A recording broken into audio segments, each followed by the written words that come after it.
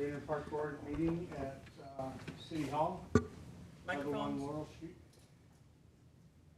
City Council Chambers, Tuesday, May 24th, 2022 at 4 p.m. And I think we can move right into the roll call. Tim Boder. Kara Schaefer. Here. Andrew Scheib. Here. Kevin Yeager. Yes. Troy Rushmeyer. Yes. I'm sorry.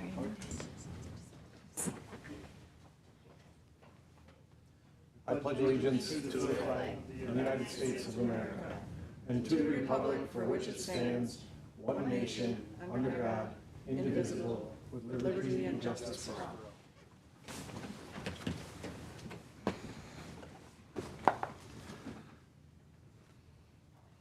all. Do we have an approval? Motion to approve, Yeager. Second. We have a motion to approve and a second. I think we have to add the precast thing, Oh, yes, we do.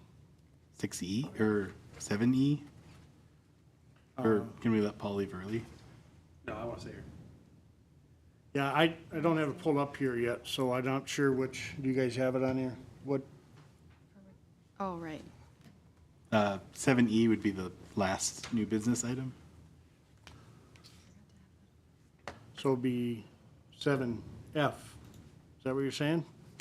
No, this new item would be 7E. Oh, there it is. Paul, Yeah. you want it after your other item? Doesn't matter. I'll stay here for everything. Okay. Somebody want to make a motion to add that to the agenda? Motion to approve, Yeager.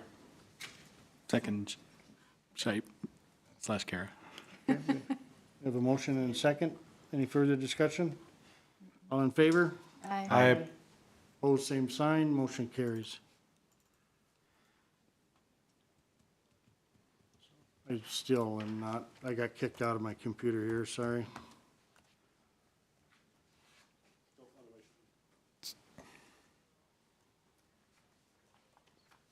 Scroll backwards, Sean, if you can, to the agenda, top of the agenda. There you go, first page of the agenda. Approval of agenda, consent calendar. Notice to public, all matters listed are considered routine by the board and will all be enacted by one motion. There will be no separate discussion of these items unless good cause is shown prior to the time the board votes on the motion. Move to approve, Shipe. Second. Second. Second. All in favor? Aye. Aye. Let's get it going.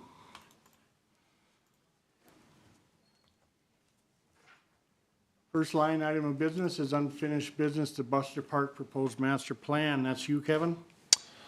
Yes, thank you, Mr. Chair. I really have nothing to add. I believe that as we reviewed this Buster Park schematic plan, we had some comments that as some of these projects came up in specifics, we may tweak on them a little bit, but this fit kind of the general global vision. So I really have nothing to add at this point, Mr. Chair.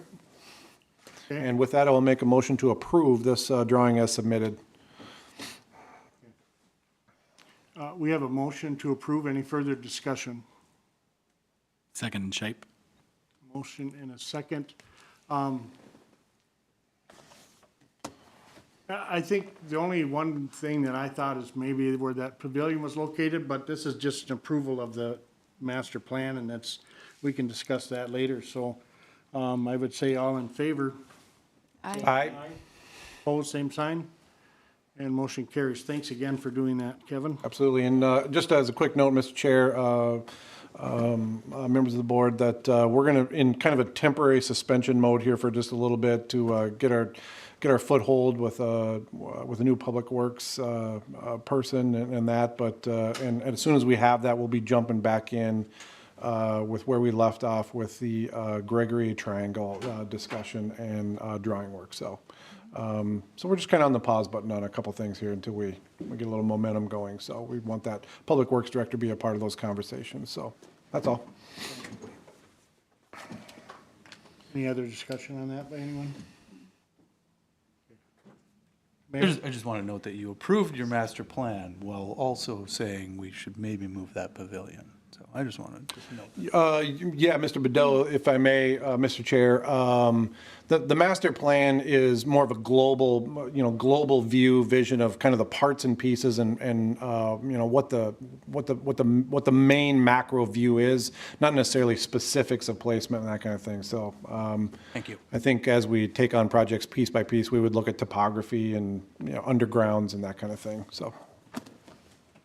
Yes, and we actually did talk about the location of that at our last Correct.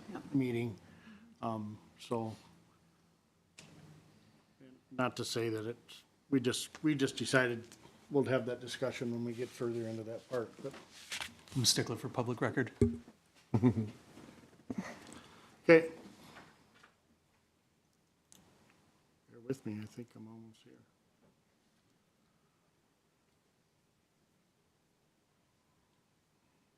Silence is awesome.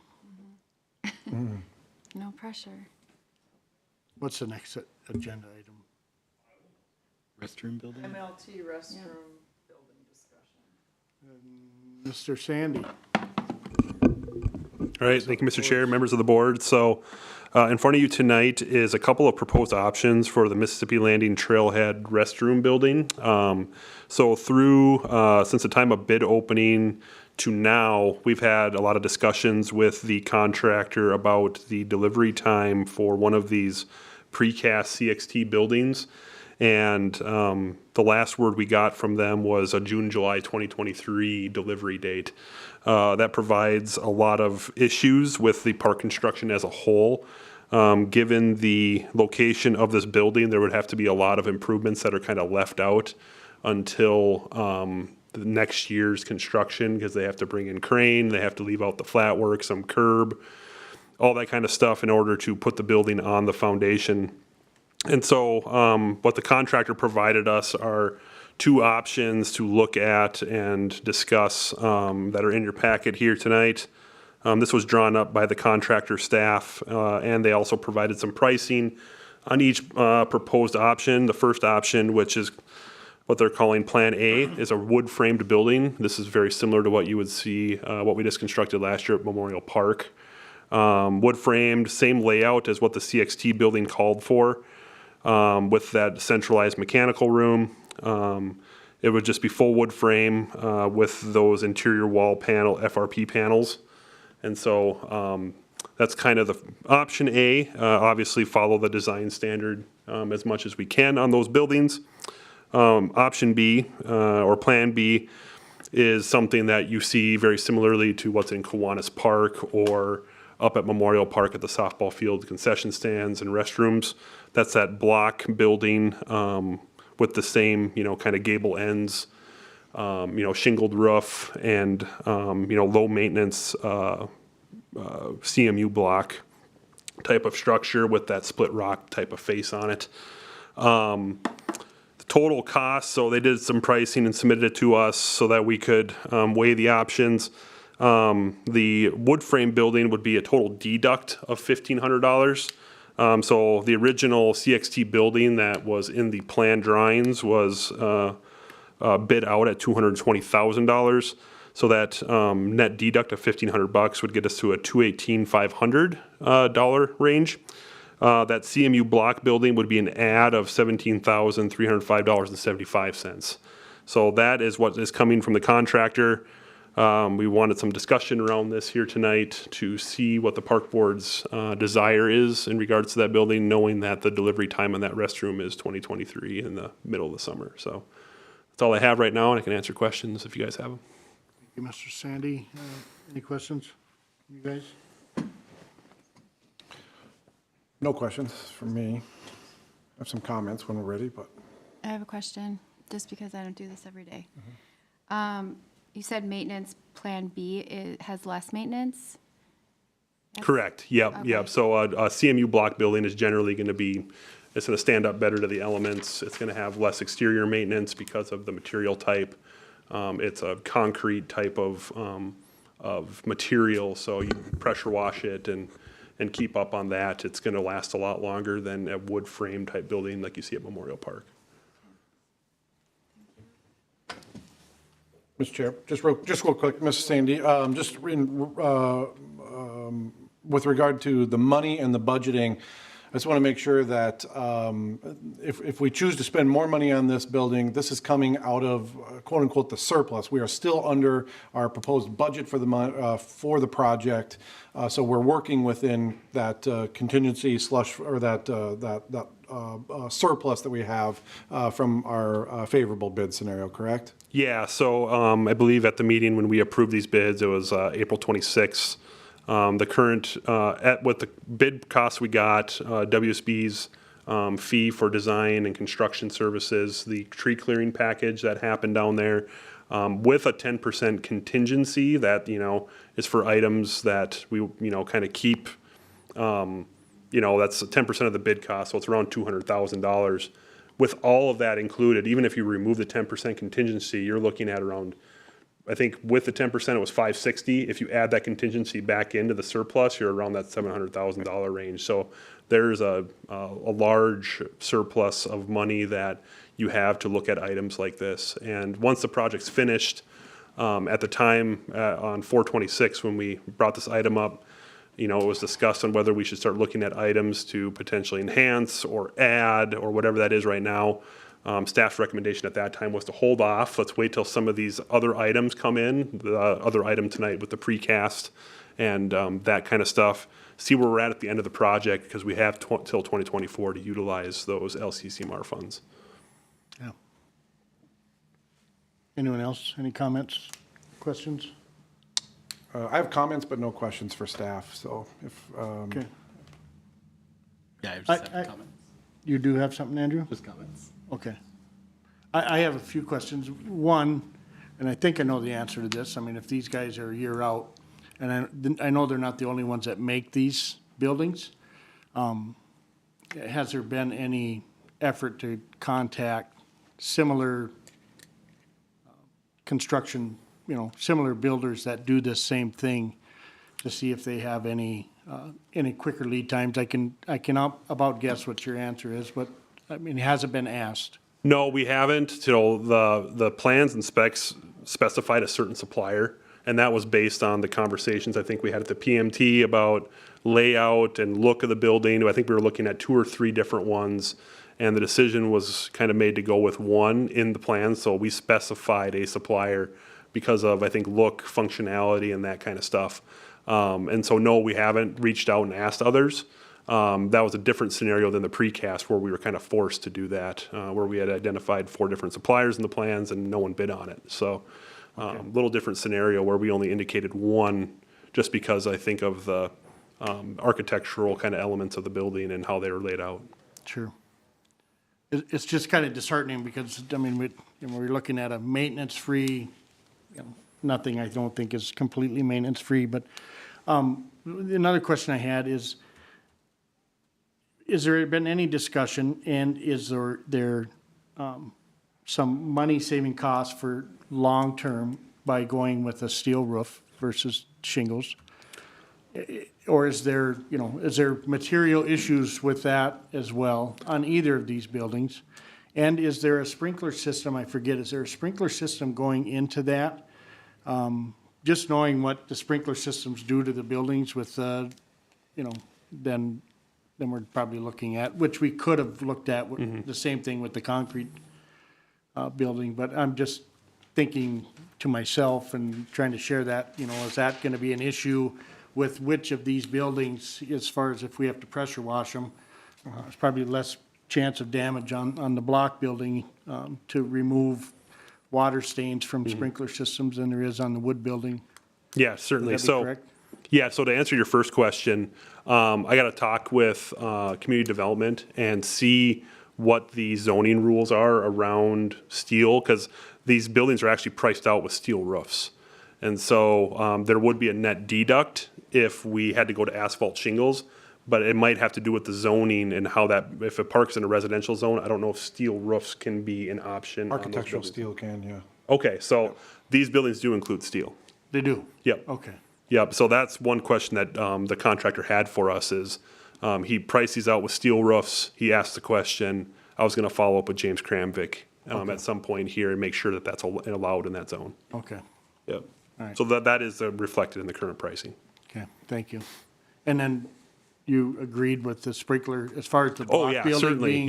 Yep. So, I mean, you can, make sure that as part of the project, we'll make sure that the sprinklers are aimed in a direction that's away from the building. And a lot of that is just, with your standard sprinkler head maintenance and things, make sure that they're not blocked up and spraying against a building side. So there are things you can do, but you can set them up in a way so they only spray in one direction. Sure, okay, thank you. You guys had comments?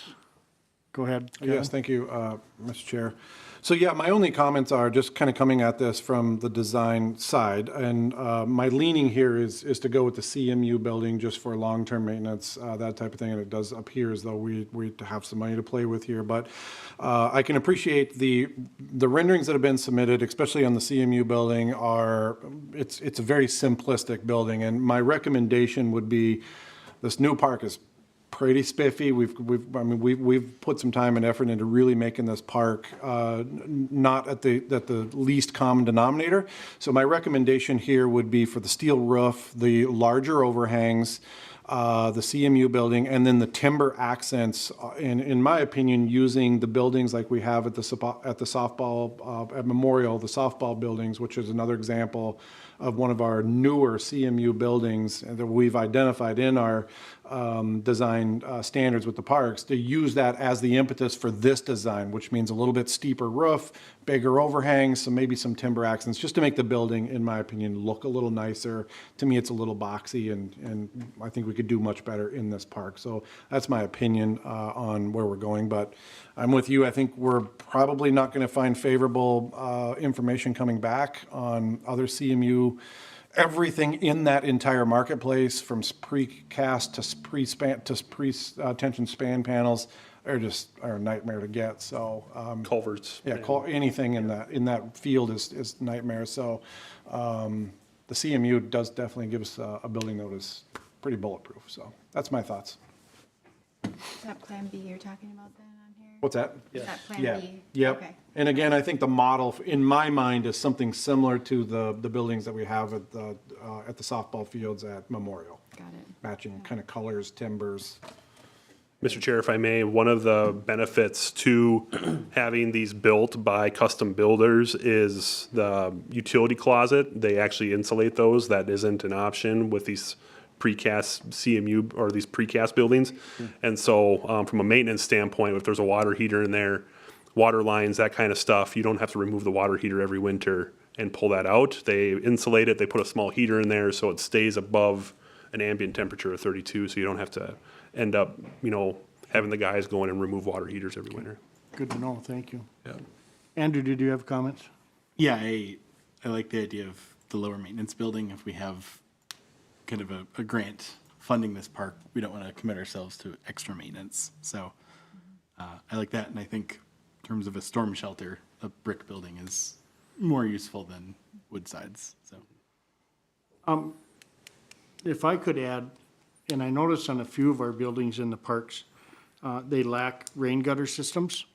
And then the flow directly off the building onto the concrete below, it just kind of, over a while, it just starts deteriorating that concrete. Splashback, yeah. Yep, and I'd like to see moving forward us having gutter systems on these new buildings, and/or if we replace roofs, just to minimize maintenance costs down the road of having to replace concrete and/or fix, certain sections of it. So, Mr. Chair, if I may, if you guys want to take Mr. Yeager's comments into consideration about the softball, I would like to see some sort of kind of allowance to us, like kind of go up to a price add on this building, because obviously the drawing that you have in your packet is an ad of 17,305. So whatever that dollar amount threshold you think is appropriate, so that we can get these shop drawings and stuff approved, because we're already kind of running behind the clock a little bit as far as. With the overhang, the timber features. Yeah, some sort of, and I don't know if Kevin, if he has a number that Running it right here, real quick here.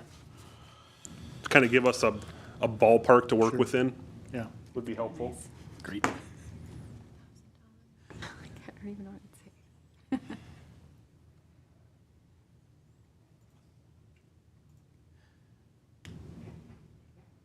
So do we have signage on our buildings for the storm shelter? I like that Andrew just said that. Like, do It we wasn't have- in the plan, I guess. It's just the standard restroom signage Okay. that we would include on the exterior. Yeah. And I don't know if, I think you have to get those rated and and approved by Okay. emergency management. Oh, sure. I'm pretty sure to get the designation as storm shelter. I'm sure it would meet that, but I think Yeah. you'd have to have someone come in and do that.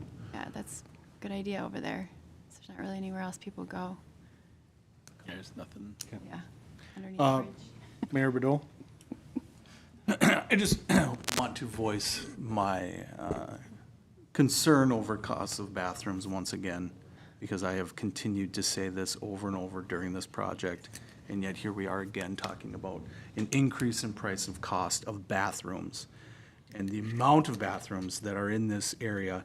And I just saw on Facebook some public comments about the high school and their bathroom situation for girls softball, and how the public was requesting yet another bathroom in this facility. And I just want to say to people that these bathrooms are extremely expensive, and it is one of the largest costs that we incur in our parks. And I don't think that we need bathrooms in every single park, 10 feet from everywhere you walk, so that you can always find a place to use the restroom, whether or not you are using Park A, Park B, Park C. In this facility, how many bathrooms are we gonna be at now at this? No idea. A It's lot. getting ridiculous. That's all I just want to say. Here we are again, raising the price again. So I'm going to continue to beat the same drum over and over and over again, that the cost of these bathrooms is becoming a hindrance for our parks. Don't disagree, Mayor Bedell. You know, I think that's one of the reasons that we went in the direction that we went, to minimize not just the costs up front, but the costs long-term. And then unfortunately, you know, who sees that we're out another year, and then, you know, there are definitely implications by waiting for that bathroom to come in. But, so I get what you're saying. In the same breath, you know, they're in the plan, and when that park is full and being used and people need to use the bathroom, you know, if there's already concerns across the street, you know, we had problems just even having conversations with the school district and doing something with that bathroom across the street by the high school field. So, I support bathrooms.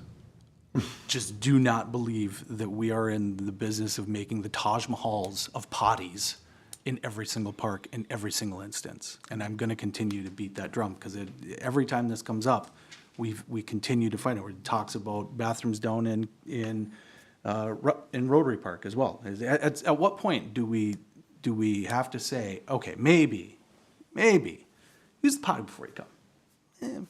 Use the potty across the street. Maybe they don't have to be every 20 feet. End of rant. okay. All right. Mr. Chair, I have some math to present hypothetically if we want to make our potty look a little nicer. Okay, Taj Mahal. let's go ahead and give them that, and then if you'd like to make a motion after you're done, then we can move forward with this. Very good. So just, this is hypothetical, Ms. Sandy, I'm sure you understand that. This is some spitballing here, but I threw in $1,500 to steepen the pitch, which would increase our yardage on the size, a square yard of the roof, $1,500 for that. $2,000 to increase the overhangs to roughly 36 inches, $2,500 in gutters and $4,500 in timbers, for a grand total of $11,000, 10.5 I think it is. So that'd be roughly the number, I think, to spiff up the building a little bit from what we've got, if the metal roof is already included. But that's all pending, of course, pricing and drawings and all that kind of stuff, so. Are you making a motion for a Plan A or Plan B with Well, this? I'd like to ask Mr. Sandy how I know the time is of the essence here. Hypothetically, could we approve the concept of the drawing and let the architect, whoever's working on the building, come back to staff with drawings that embrace this, and then we're not building this roof tomorrow. So do we have a little bit of time here to work through the archetype? Yeah, I think so. As long as we have kind of a dollar range to work within, I think that $30,000 ad is kind of what I'm hearing then.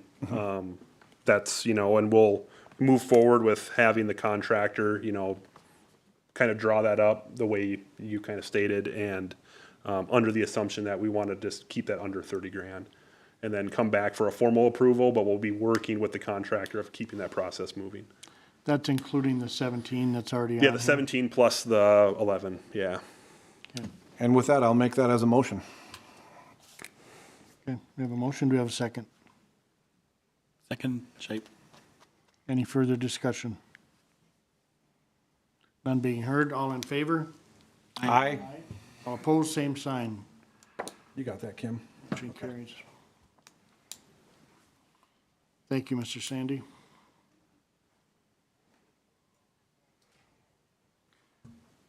And then maybe next month you could come and say, hey, we got something that's coming sooner, and we'll knock off 30 grand and I got my fingers crossed. Next agenda item is the AED implementation. Yep. Thank you, Mr. Chair, members of the board. This is a request to start an implementation of adding AEDs into our parks, starting with Mills Field.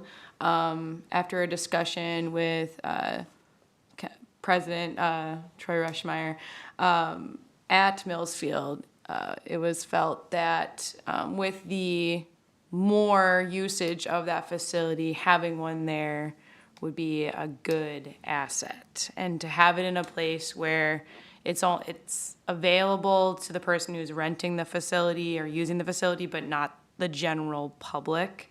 The cost of an AED is anywhere from $1,500 to $2,000, and I wouldn't ask to add all AEDs to every park right away. It would be like a general, like a overtime type thing. So next year, maybe we get an AED for Buffalo Hills, and then the following year, we get an AED for Bain Park. Currently, right now, we have an AED at Memorial Park in the concession stand, and then in the winter, we bring it over to the Memorial Park warming house. Or no, we bring it actually over to Gregory Park warming house. But this would be another situation where in the summer we have them in our concession stands, and then we move them to our warming houses. And it's just a really good idea to have one of those as a first responder. It's proven to work as a first response method. And after discussing with Fire Chief Holmes, he thought it was a good idea to put them in our busiest park locations in a safe spot. And then there is some administration work where we have to communicate where it's located, because it's the location of AEDs are in Pulse Point, which is a community-wide app that people can use to know where the nearest AED is. So we have to keep that updated also. So I am looking to approve purchasing one AED for Mills Field to store in a location accessible to the coaching staff this year, and then to eventually over several years add a couple more. That is all I have. Thank you, Katie. And I'll just add to this because I was involved with this discussion. We were, like Katie said, doing a walkthrough through Mills. We're looking at a lot more usage this summer there than we've seen for a long time with the Bees, the VFW, the 14U team. And we just happened to open a door and there was a red bag there, and I asked Katie, is that where our AED is? And she said, we don't have one here. And me being, I've been a first responder, been an RN for a long time, and have spent a tremendous amount of time in cardiac life support training. And Katie mentioned, well, we have one at Memorial, and my thought was, it's too far. It's too far. If you need an AED, time is of the essence, and we really should have these at our parks. And so I called Colette Fitter from Essentia Health, who works this program, and asked her about the program, and she said we can apply for a grant. So before we spend the $1,500 or the $2,000, It's, so I would ask you, Katie, if you would, to go on to their website, Essentia House website, and I think it's the St. Joseph Foundation. Okay. And there's a form to fill out, and then Colette takes that, it goes to their board, and then they ask Colette what she thinks of, and they make a decision and they vote on it. So potentially, it might not even be a cost for us, it might just be filing for this grant and them giving us one, but, So I guess the motion would then change to, and contingent of us getting a grant, and then you guys being okay if we didn't get a full amount to cover the extra Yeah. for the AED. yeah.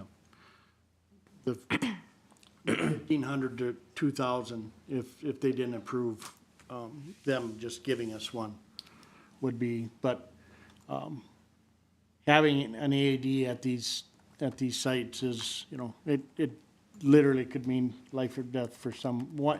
And if it does for one individual, it was worth the money, is my thought, but you guys have any questions or concerns? I have a question, Mr. Chair. What is the lifespan of one of these units? I don't think we've replaced the one that we have currently since, They, Kim, correct me if I'm wrong. Registered, the batteries or something have to be changed periodically? Paul? Yeah, there is a requirement for life safety for building inspections that you have to replace the batteries. I think yearly, it might be every 2 years. But as far as the replacement, I don't think there is really, unless technology really changes. I think, they probably last 20 years. yeah. Are the batteries $750 or are they $15? That I don't know. I think they're pretty cheap. That I don't know what they are, but, I don't remember them being a big expense, and the last one we You just say 8 years? we got Okay.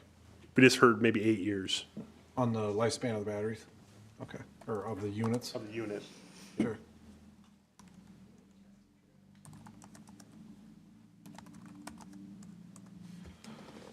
So I guess my only other question is, okay, so if you go down this route of having the AEDs, and I heard a little mumbling about this, does the responsibility of these to be tested, make sure they're working, if all of a sudden we got one there and then it doesn't work, does the city become liable for that? So I'd like to run it through the legal side of this before we pull the trigger on this as well, just to make sure that we're not exposing the city to risk that that we may not be able to foresee. So that'd be my only concern there, as I'm thinking that might be I the think it's case. prudent to dig down into it a little more and have all the information. And Katie, would you have time to look into that? Yep. Okay. Do you need a motion on that, Mr. Chair? Or just some direction given? Yeah. I did send Katie, I found another grant thing. I knew Essentia had one too, so I'm glad that you said that, but there's another, I don't know, I Googled it, hopefully, but I sent it to your email, so maybe you can look into that too, but maybe we could get more than one grant. Yeah, yeah. Yeah, and I think, with the American Heart Association, I'm sure there's quite a few, but the other part of this is these are tremendously, saving someone's life with having cardiac arrest is tough anyway, but they do give an added advantage for sure. And, if it was one of our loved ones or family members that's on the other side of that, I think we would all wish that we'd have them there, so. Katie, can you come back at our next meeting with something? Yeah. With that? Yep, I've got the direction that you guys want to go. Yep. Okay, thank you.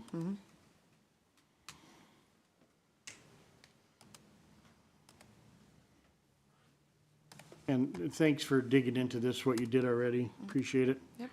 Next line item, Dave Bedeau, Community Action. This is the one with beer, right? This is the one with potential beer.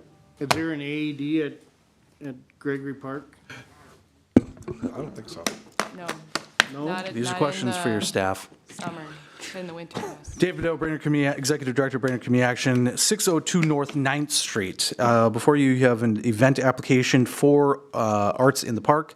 As you guys may remember, a few years ago, we moved to having a official event application brought to you for this event. Previous years, we had not done so. I believe last year was the first year we've actually done an event application. Everything is pretty standard in here from what we were doing in the past. There is a map that is associated with it there. The event is from 10 in the morning to 4 p.m. at night, and then our groups do tear down. They are asked to be set up before that, so we do rent the park building, the pavilion, for 2 days, both Saturday and Sunday, so that we can have access to the park for those that may need. We do allow our vendors to put up their stuff in the park overnight, but they're informed that there is no security and that they can do so at their own risk. We do have some that will kind of camp out with their stuff, but we haven't had any issues with that at all when we work with the police department regarding that. The main question for this year is there is the inclusion of the Jaycees Beer Garden.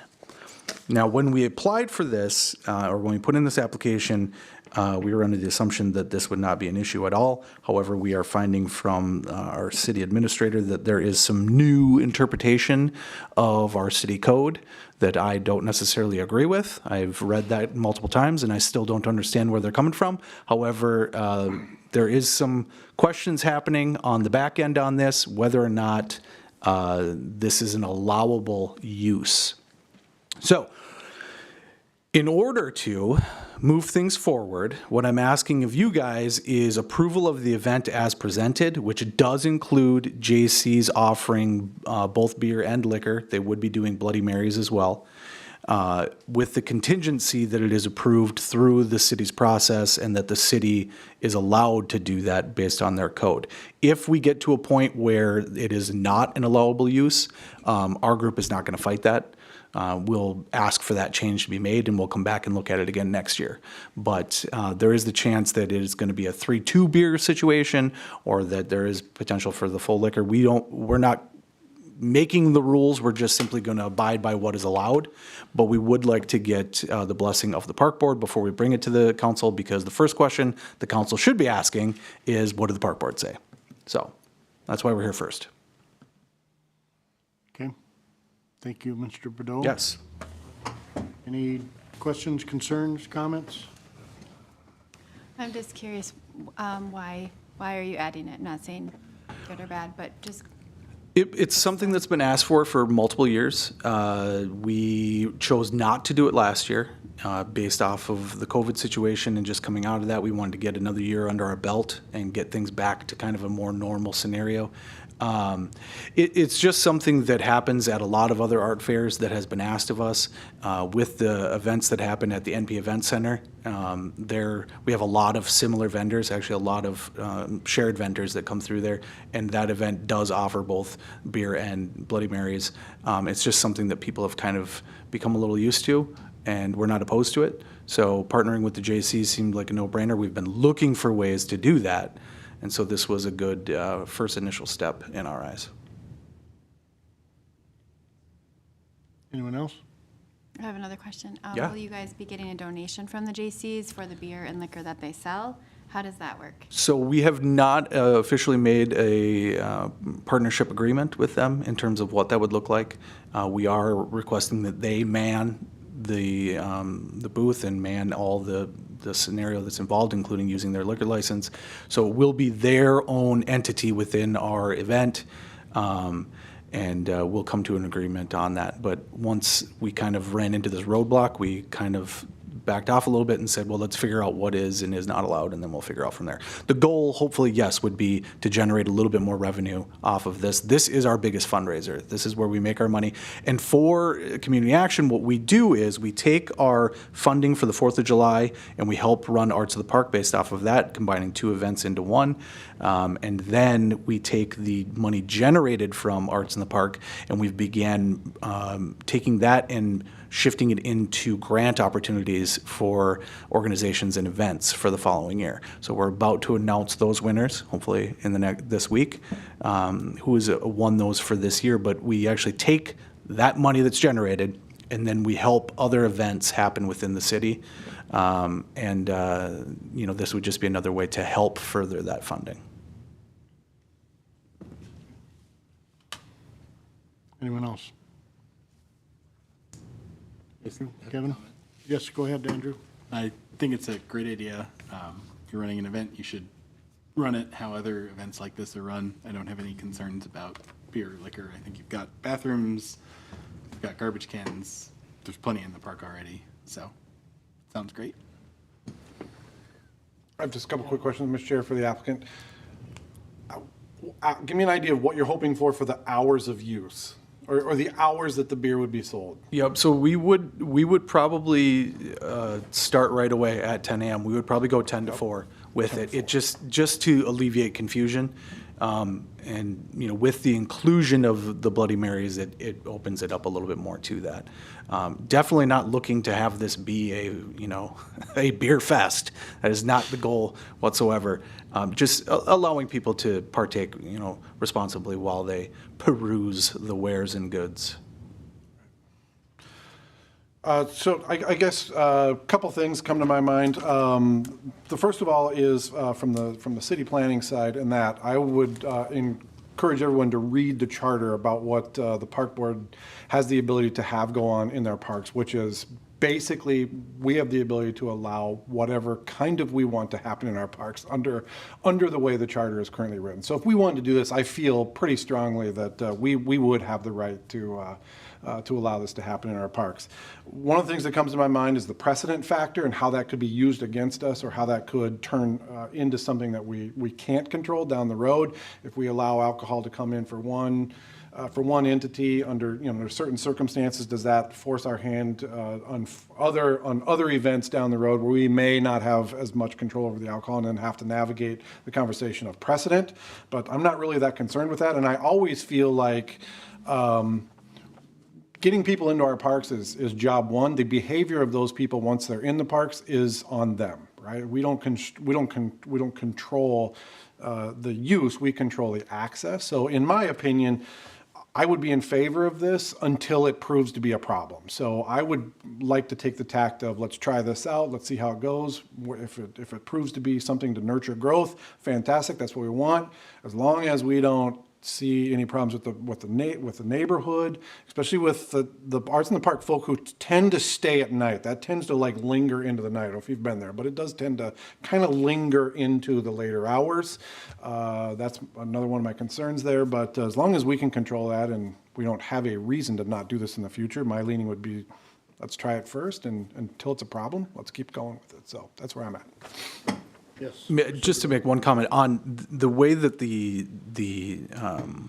ordinance is written, at least in my interpretation, it is controlled specifically by a couple things. One, it is controlled by the event application, which would be your ability to say yay or nay to that event. It is also controlled by who can make that request, which is essentially an organization like the Jaycees. So it's very regulated in terms of who can access it and then what they need to do within accessing it. And then it is required to be within the permit area. So whatever you're presenting here has to be approved, and then that is the parameters in which it can be used. My take on it is precedents. It is a precedent, but again, Kevin, you already mentioned, we'll look at each one of these individually, and if you really look at it, precedents. Katie, the Hopper tournament served beer, correct? Yeah, yes, they did, but there is something in our code that says only Memorial Park can have 3-2 beer and sold by the Jaycees or something like that. And that's why the Smiles on the Sippy can't have any, because it's not allowed. But that's kind of my point. So if it's being used for something, and that was going to be my question, I think one of you already asked, is there going to be some of that money that's going to be donated for something, whether it be to community action or, and I don't know if that was for the Hopper tournaments. I would assume that was a fundraising tournament, correct? Yeah, for this one's for Hop Foundation. Yeah, so, same thing, I mean, if we're looking at YouTube videos that, are getting 1 million hits in the first 10 hours, it'll be kind of fun, but then we may have to look at it a little differently Sold. next time, but, I personally don't see an issue as long as there's not an issue, and, our parks typically, people can't drink alcohol in them, but these are special events, and I just was reading the paper, Baxter, they were having some issue with the the Jack Pine Brewery out there with some special events stuff, but, I mean, this is a big, Arts in the Park is long-running deal, and if you can put a bigger smile on some of their faces, then so be it. That's all I had as far as comments, but. Yeah, but my only other last remark is that it wasn't our goal to present this as something that we didn't believe that we could do. We thought that this was within our, the realm of possibility, given the other events that take place in the city and have taken place. We were under the assumption that this was just a simple ask. So it is not our goal to push the issue. We are meeting tomorrow to determine whether or not we want to ask for special meetings. We would actually need 2 special meetings if it is in fact found that the city code does not allow it. We probably will not do that because we're not looking to press the issue. However, we will bring it forward with the city to make sure that this is corrected in the future. Okay. Do we have somebody want to make a motion? I just have one more question. Can we ask about other things besides the beer tent? You can ask about everything on this application and others. The I'm open. cars, are the cars going to be parked on the street, right? Nope, so there is a nice little area that is on the southeastern side of the park there that we're hopeful to have the car show there again. We have not completely solidified all of that, so we're still got to talk with our car people, but it worked out really well last year. Very flat. It's one of the very few spots in Gregory Park that you can still pull up into without having to need some kind of ramp or anything. And it's not as long as it's not wet, it shouldn't be any disruption at all. It went very, very well last year. And from my own opinion, those types of cars are art as well. It is a very cool thing to have and to allow, and it gives a little extra something. If you're coming with and you're not necessarily interested in some of the other wares, it gives you something fun to do. So, Yeah, the grass held up really well last year. Are we just looking for support to pass on to council here, or are we looking for a motion to approve the application, Mr. Chair? I think we're looking for a motion to approve based on the contingency of what the city comes back with and says. Basically, we're giving our approval that if they give their approval, that they can do it in the park, that they can do this.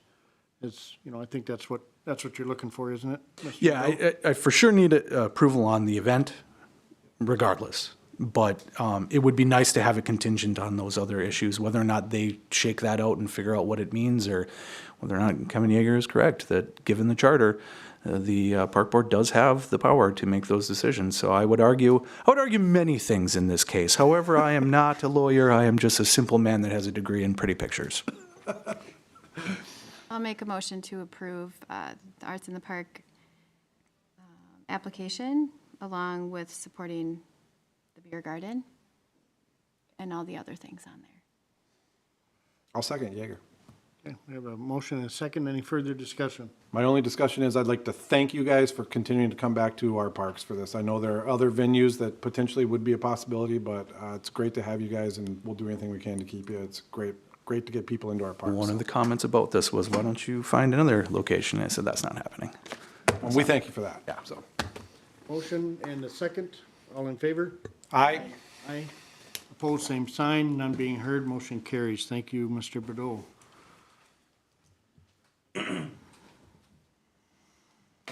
Andrew, you are up. Share park master plans at Arts in the Park. Yeah, so we've done planning for a handful of parks now.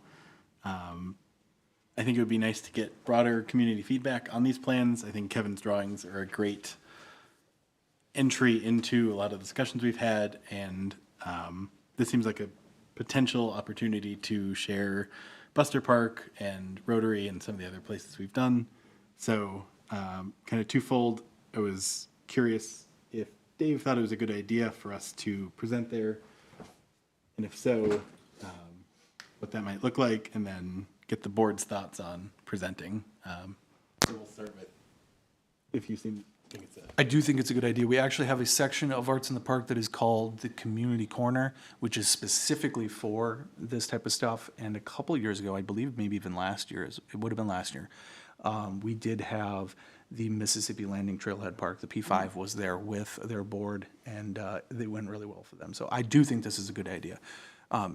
We could have traded services, we paid you $170 for the, the rental of your thing. We could have traded services, but no, I think it's a great thing. I think you said on there that it's $150. I believe it is just $100 for the community corner. Oh, okay. Yeah, so then second thing for the board, I'm happy to kind of take the lead on gathering feedback, having comment cards, places for people to share their feedback and document it and bring it back to the board. I don't want this to be a big lift for Kim or Katie because y'all have plenty going on. Yeah, I would just look for the board's thoughts on gathering feedback. You're happy to stop by too. I think we can't have a quorum, but it's a long event. You can simply adjourn to it, and then you can have a quorum if you want.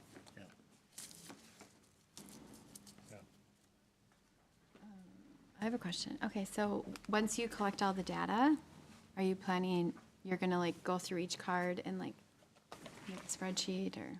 Yes, Oh, by park, yeah. okay. Oh, you're gonna do all the parks, not just, Oh, we technically don't, we don't have Gregory Park yet. I think just what we've done, and then I'll have like feedback for parks that aren't listed. Okay, I see. So it'd be for the upcoming parks, not Yeah. necessarily the ones that we've done and approved. I think we'd have those for sure. Gotcha. Like, here's Buster, here's Rotary. Right. But then, do you care a lot about? What's the issue of having, even if we stop? I mean, to me, I think it'd be great feedback to have even the Gregory Park one. I mean, it's just it's a plan. And so, it's nothing to say that we can't put it out there to see what people think of it. And, same with the Lum Park, just that master plan that, we haven't even got into that park yet, but, would it hurt to have that there as well and get some feedback on some thoughts on that? I mean, I think it's a great idea. But with that being the idea, why stifle it and say, well, we can only put these in there? Who's to say we can't put whatever we want in there? Yeah. You know what I'm saying? And turn it I mean, into, what do you think of our parks, a bigger conversation versus, We've done the work, these are some proposals that we're looking at, Right. and what do you think? And Oh, yeah, yeah. But I think it's a great idea. Get every park, yeah. are you volunteering to run it, by the way? Yes. Okay, good, because I'll be over in the car area. I won't be able to leave. Probably not. Okay. I love it. So are you looking for a motion to? $100, for the- right? For the $100 and, Yes, and then I think, Kim, you said there's a canopy and a table we can use. Yeah, True. we've got a canopy still, don't we, Katie? And there's tables at Gregory that are ours, correct, still? Are they still there or not? Yep, we got tables, we got a canopy. I do not know the status or quality of the canopy at the moment, but As long as we we do a have table. one, and we might need chairs, though. And we can, Kevin, if you can get me 11 by Yep. 17 renderings, I can Yep. laminate those. Yeah, I'll get you everything we got, and we have lum done, so we'll pull the lum from Woodseth. We'll pull all our stuff. We got a lot. We could pull it all though. Yeah, for sure. I'll pull some strings for you guys and get you a good location. That'd be good. Gotta go. Thank you. Thank you. yeah. All right. I'll make a motion to approve the $100 for this event for Arts in the Park. I'll second Jaeger. Motion and a second. Any further discussion? None being heard. All in favor? Aye. Opposed, same sign. Motion carries. Thank you in advance, Thanks. Andrew. Yeah. Great idea. Oh, sure, yeah. So,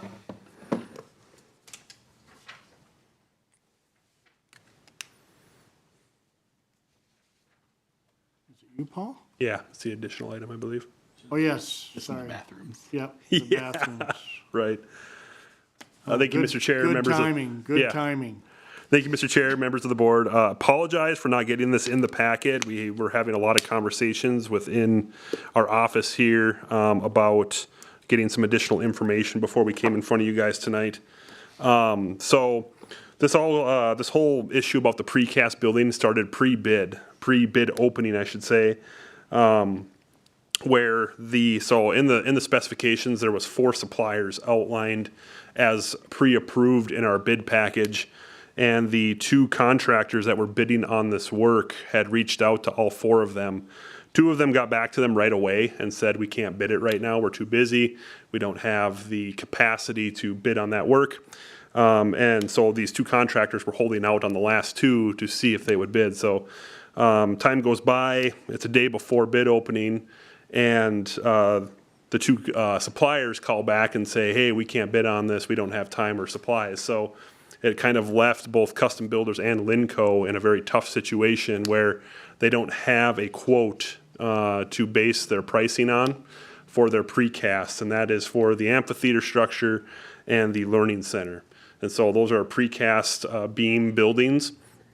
So fast forward, basically Robert Slipka, who is in WSB's office down in the Metro, he was having conversations with both Custom Builders and Linco prior to the bid opening about all this. Basically said, you're gonna have to take your best stab at it, and we'll reconvene after the bid opening to find a supplier that will actually supply this project with the precast that is necessary to complete the buildings. In the meantime, Travis with TWM Architecture was also looking at different options for steel. However, the kind of the architectural look of these buildings would not really be possible with a steel frame, and so we did remain with the precast as the only option with the 4 suppliers prior to the bid. So post-bid opening, we brought the bids in front of you guys, we approved them. We did make some reference to that there's some guaranteed pricing and things that have to be worked out yet. And that's what this item is here tonight. So when Custom Builders bid the project, they put in a price for their precast based on their previous experience of $58,000.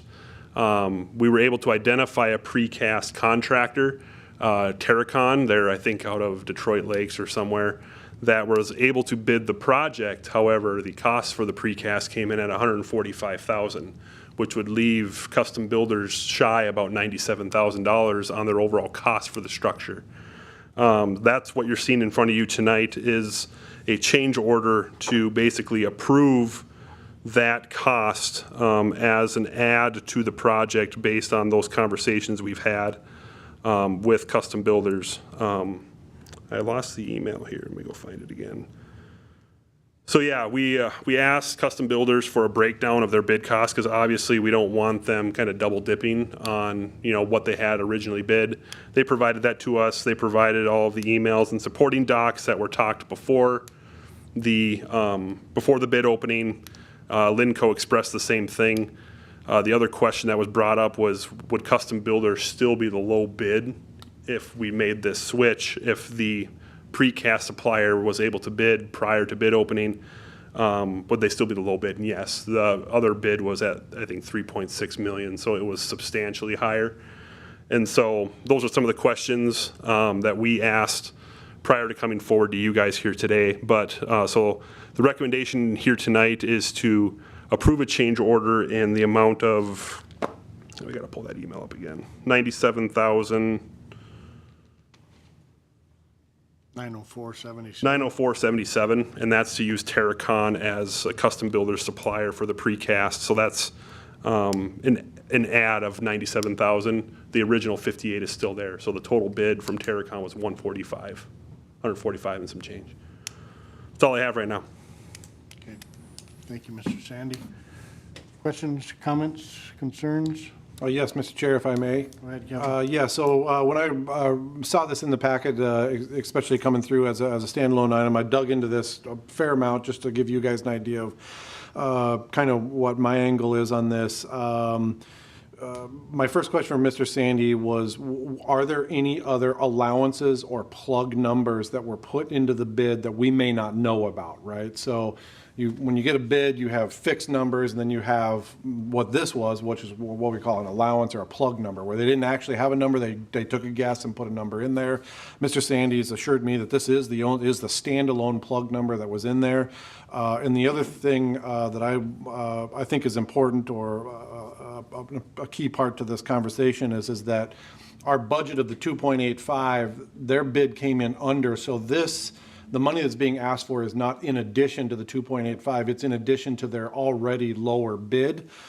So thank goodness that came in lower, because if it had come in at or around our number, this would be a much more difficult conversation. But another way to think about this is in that contingency range. So your contingency has money set aside inside there for these types of things. So this is another way to think about that money being in there. So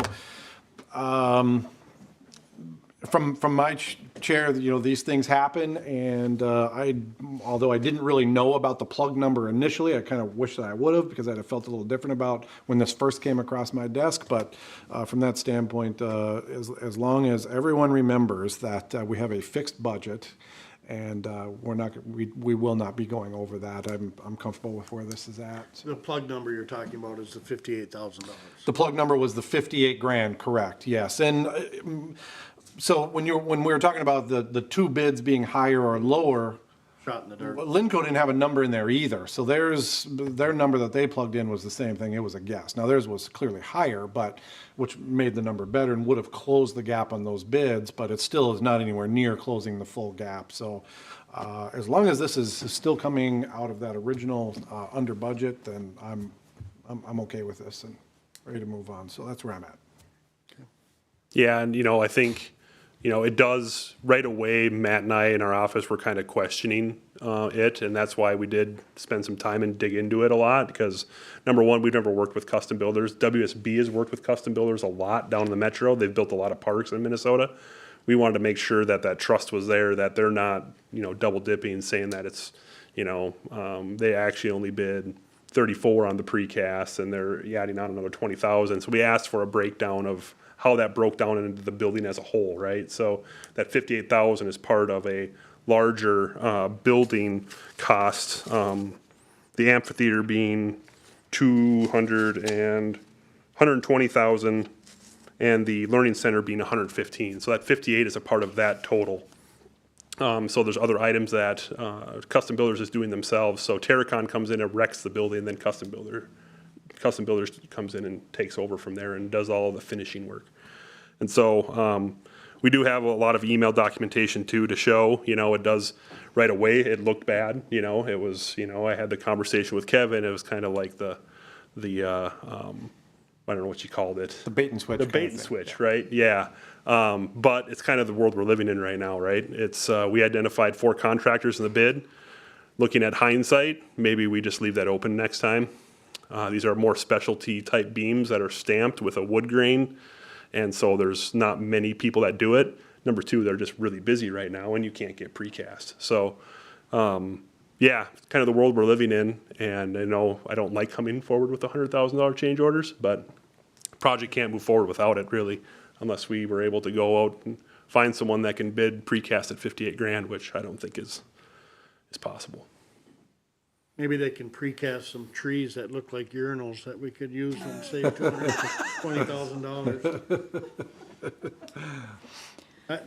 I get it, and I think I could speak for all of us to say thank you for digging into it to make sure that this isn't somebody trying to take advantage of the situation, and maybe they still are. I mean, who knows? I mean, you can't fully, but compensate. I've been very impressed with Jeff and his response time, his honesty, his responsiveness just to our general inquiries.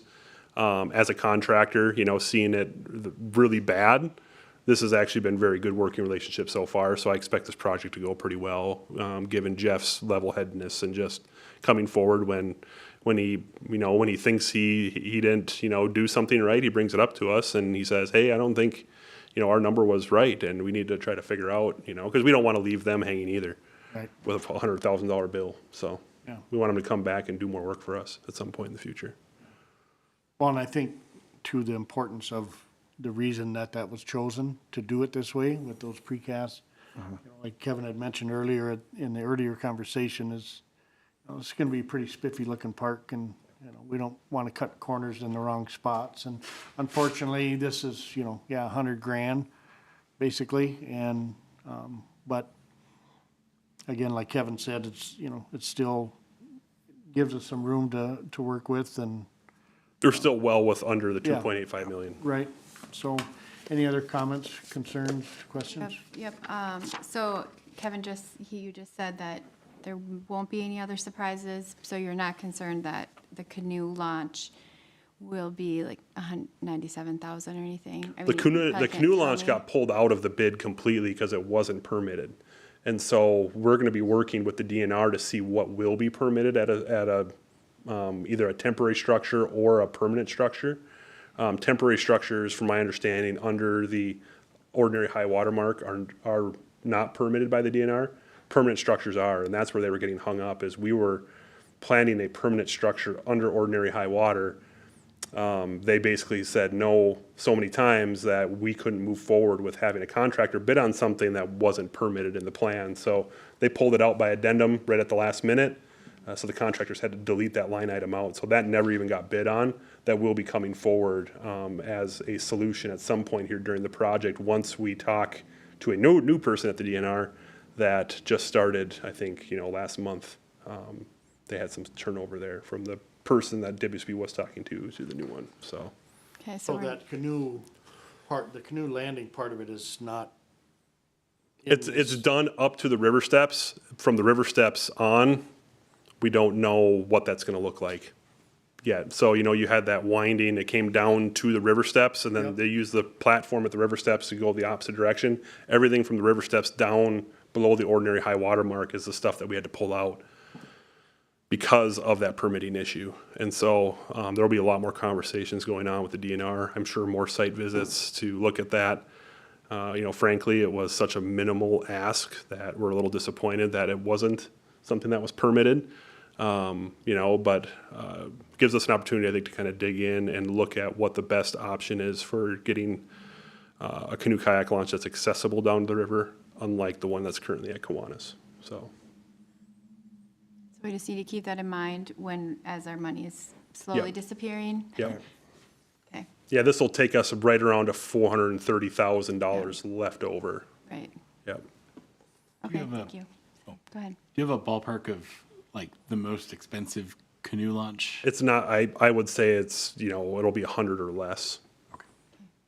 That's what I think too. Yeah. We're, the intent is to de-water there, pour down into, right? Yeah. That type of thing. Get Yeah. down to 100 a- grand-ish would Get be my down to guess. the river level under the ordinary high water, and then either a temporary type dock structure that allows you to launch your kayak from and floats with the river level, or, you know, something that is either permitted, that the DNR allows us to do, or something that's temporary that doesn't need a permit.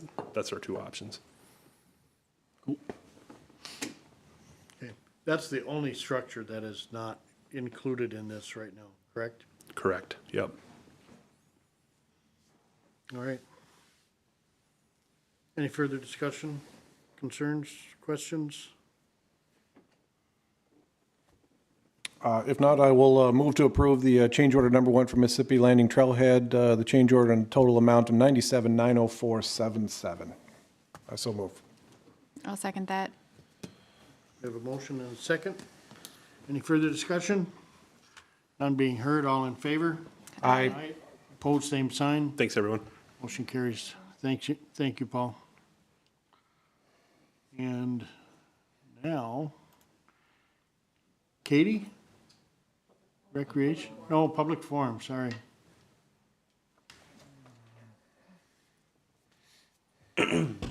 Kathleen Maloney Hermerding, 116 Juniper.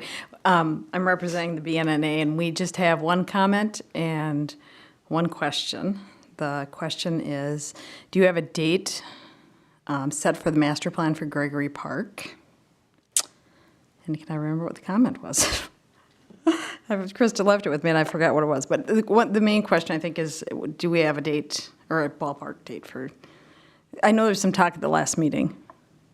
Yeah, so I think we did our master planning for that park. And the discussion that we just had earlier in the meeting today was to wait on the hiring of the new Public Works Director before we even move forward to vote on that, just so they're aware of what's going on moving forward. So we've kind of put it all on hold. But I believe there's a design drawn up for that park. No, we did the, Mr. Chair, if I may, sorry. Yes, we, at the last meeting, we had a blow-up of Gregory Park and Triangle. We had our kind of whiteboard session. Andrew was there, Andrew's wife was there as well. And we did kind of our brainstorming session. We also referenced what was brought forth from the BNA earlier in the year in multiple occasions. So that was just kind of our whiteboard session. And then from that, we'll be drafting up a proposed long-term drawing that will be coming up in a meeting. We don't know when that meeting is going to be, but I think Mr. Rushmeyer spoke correctly in saying that once we get a PW back in, a Public Works Director position kind of filled, have him involved in that conversation. So my guess would be several months Okay. before we pick Okay. that back up. But a year, maybe even two, you think, before that? the implementation of whatever plan comes about? You Oh, think goodness. A year or two? I mean, That is, who knows when that would be. Okay, okay, Implementation okay. in my, I'm not speaking for the entire board, but from my chair, I would say that Gregory Park is probably one of our best, one of our most fully developed and highest level parks. So my guess is that any implementation that takes place in Gregory will be sometime in the future. Yeah. I do remember the comment. The comment was, there was some conversation about the plan that Chuck Marone put together, and that the park board, Kim didn't get that. And what we heard was Chuck had emailed it to Paul, who is no longer at city. So it's probably revolving somewhere in the cosmos because, Can he resend it? well, and that is what I said to Krista. I said, have him resend it to Kim? Okay, so that's, if you're wondering why you didn't get it, that's why, because it was sent, but probably landed, who knows where. So, okay, thanks. Fantastic. Thank you. Mr. Chair, Yeah. I think Jennifer had shared the timeline for a Public Works Director. Yep. Yep. I think hoping they would start right after Labor Day. So the September meeting, probably the earliest, is a guess, but we'll certainly reach out once it's on the agenda too. Yeah, that last guy leaving really put us in a bind. No, but and another response to your question is, I think once we get through our master planning of our parks, it doesn't necessarily have to be only this is gonna happen moving forward. We'll look at low hanging fruit and if there's some different things that we can do at different parks, within our budget for that year, but there's a lot of planning going into place, and we haven't even got to the point of where are we gonna, I think Jaycees is gonna start probably next year, but, what's coming after that, is that something that we have to put our priority planning into place with that as well, so, It's a ways out. yeah. Master planning, pick list of projects, price for those projects, master budgeting. So it's a colossal task and Yes, a colossal gap to be filled, yes. okay, thank you. All right, let's move on to Katie, Recreation Report. Yep, and just wanted to also mention that we did have a meeting, myself, Kim, Jennifer, regarding all of our roles and stuff, and I think she outlined that in an email to you guys with her absence. I just wanted to make sure you guys knew that we did have that meeting. So thank you, and I will continue with the recreation report. Adult sports are now in full swing. They'll be in full swing from now at Memorial Park, fields 1 through 3, 6 to 10 p.m., basically now and through October, including our fall sports. So that's happening. And then we will open registration most likely mid-month of June for the last dance of summer for our tournament-style activities happening for that event. Special events, the fishing clinic occurred this past Saturday. It was freezing cold. But despite the cold, we had 60 children show up with their families. We're able to have the learning stations, serve lunch, have the fishing contest. Highlight of the fishing contest was one of our 10 to 12-year-olds caught a river red horse. So it was kind of rare and it was exciting. It was about 16 inches long, so that was exciting. Partners for the event: Minnesota, DNR Aquatic Invasive Species, DNR Fisheries, Muskies Inc., Walmart, Walleye Alliance, Pillager and Brainerd fishing teams, the Gull Lake Army Corps of Engineers, Crow Wing County Water Division, and the Viking Coca-Cola. They give us a donation of soda for the event. And lastly, I preliminarily started organizing the winter special event and have sent out some emails to brainstorm what we would like to do. That's all I have. And then just to hit on the maintenance report, I have included the maintenance tasks that have been completed this past month. Thank you, Katie. Yes, Mr. Sandy. Sorry, I have This is so weird. just a quick item. We've been talking a little bit about having a groundbreaking ceremony for Mississippi Landing before the contractor actually starts digging, much like we did at Memorial Park. Tentatively, I talked with the mayor, June 6th at 5 p.m. We'll be sending out, once we get everything kind of locked down, we'll be sending out. It's the same night as the council meeting. We figured council members probably have that blocked off already, so 5 p.m. out at the park. We'll have hard hats, shovels, that kind of stuff, kind of a ceremonial break the ground. So we would need to adjourn to that if there's gonna be a quorum there. Yeah, definitely. Okay. Thank you. Well, Oh, one more thing, actually, sorry. WSB is looking at highlighting Mississippi Landing Trailhead at the APWA, which is American Public Works Association.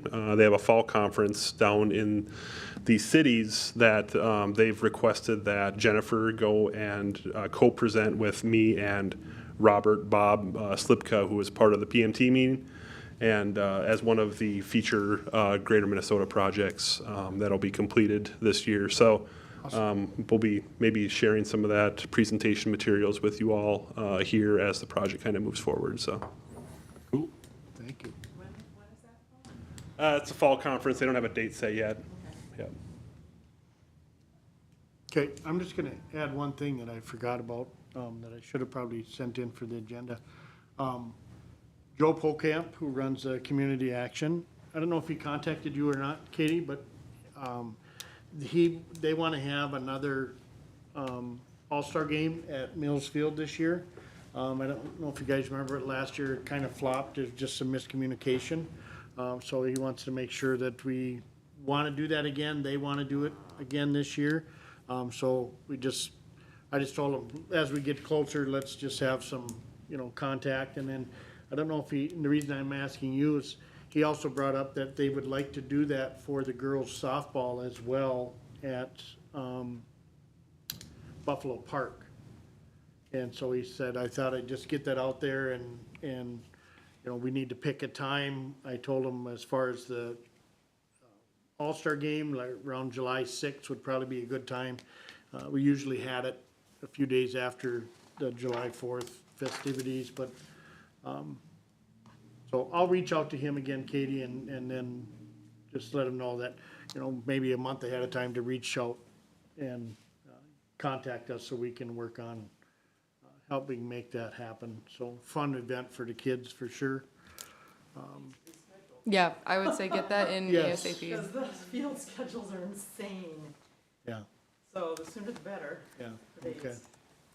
A month ahead of time you think is not,